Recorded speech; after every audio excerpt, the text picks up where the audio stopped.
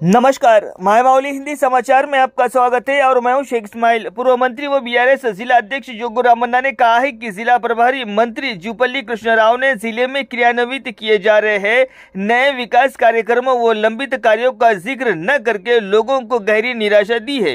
उन्होंने शनिवार को कस्बे में स्थित पार्टी कार्यालय में आयोजित मीडिया सम्मेलन में भाग लिया और मंत्री की टिप्पणी की निंदा की। उन्होंने कहा है कि जून 2014 में बीआरएस सत्ता में आई थी और पिछली सरकार ने नए राज्य तेलंगाना को 72,000 करोड़ रुपए का कर्ज दिया था। उन्होंने कहा है कि 10 साल बाद जब कांग्रेस सत्ता में आई तो बीआरएस ने 4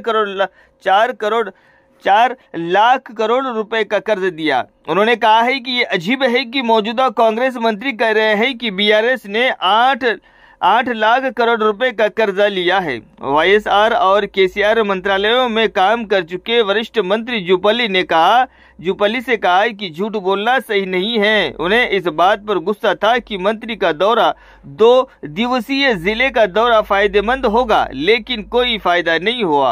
उन्होंने सवाल किया है कि क्या पिछली सरकार के समय में 5,000 करोड़ रुपए से विकास कार्य होने की बात सच है। उन्होंने मांग की है कि जिले में लंबित कार्यों को जल्द से जल्द पूरा किया जाए और सरकार इस दिशा में कदम उठाए।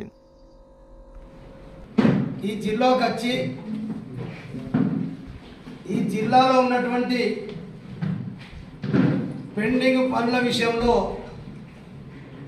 అధికారులతో రివ్యూ జరుపుతారు। పెండింగ్ లో ఉన్నటువంటి సమస్యల్ని ఎందుకు పెండింగ్ ఉన్నాయి, ఎప్పటి నుంచి పెండింగ్ ఉన్నాయి, ఈ 18 నెలల కాలంలో ఏదైనా ఒక చిన్న నయా పైసా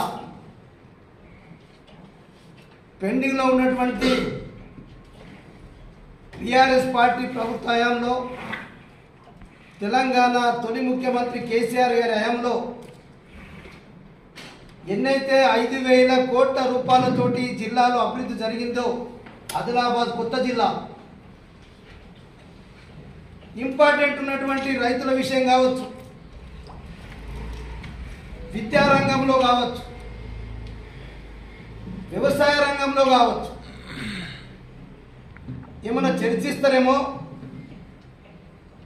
అధికారులతోటి। మరి చర్చించిన తర్వాత ఈ జిల్లాకి ఏదైనా కొద్దిగా మేలు జరుగుతుందని చెప్పి ఆశించింది ఆదిలాబాద్ జిల్లా ప్రజలు। దానికి చివరికి ఏమైంది, గదే పాట। అంటే జూపల్లి గారు అంటే మృదు స్వభావి,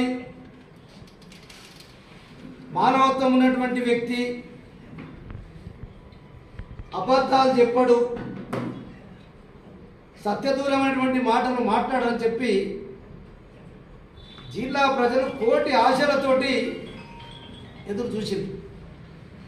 కానీ ఆఖరికి ఏం చెప్పినంటే పాత పురాణమే। పోయిన ప్రభుత్వం 8 లక్షల కోట్ల రూపాయలు అప్పులు చేసిపోయినరు। ధనిక రాష్ట్రాన్ని దివాళా తీసిపించిండు తప్ప ఈ రాష్ట్రాన్ని 10 ఏళ్లలో అవినీతికి మరి అనేకమైనటువంటి అభివృద్ధి కార్యక్రమాలు ఏమి పట్టించుకోకుండా పోయిందని చెప్పి విమర్శించారు। నేను దాన్ని పూర్తిగా తీవ్రంగా బీఆర్ఎస్ పార్టీ ఆదిలాబాద్ శాఖ ఖండిస్తున్నాం। నీ కనీసం చాలా చదువుకున్న వ్యక్తి, సీనియర్ మంత్రివి, ఆదిలాబాద్ ఏదైతే అసెంబ్లీ సమావేశాలలో బడ్జెట్ ప్రవేశపెట్టినప్పుడు, అప్పుల విషయంలో జరిగినప్పుడు ఏదైతే ఎఫ్ఆర్బిఎంకు లోబడి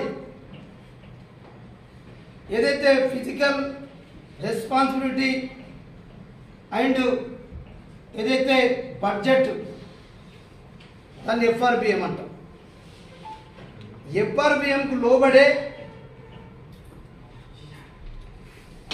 మరి ఇలా తెలంగాణ రాష్ట్ర ప్రభుత్వం 10 సంవత్సరాల్లో పనిచేసింది। ఆ రోజు బడ్జెట్లోనే ఆ రోజు 2 జూన్ 2014 నాటికి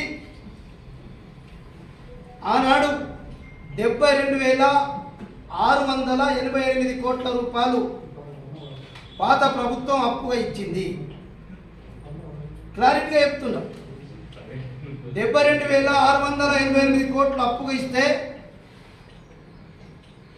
ఆ రోజు తెలంగాణ రాష్ట్ర ప్రభుత్వం జూన్ 2 తర్వాత నుంచి 2023 డిసెంబర్ వరకు మేము చేసినటువంటి అప్పులు వివరంగా చెప్పినాం.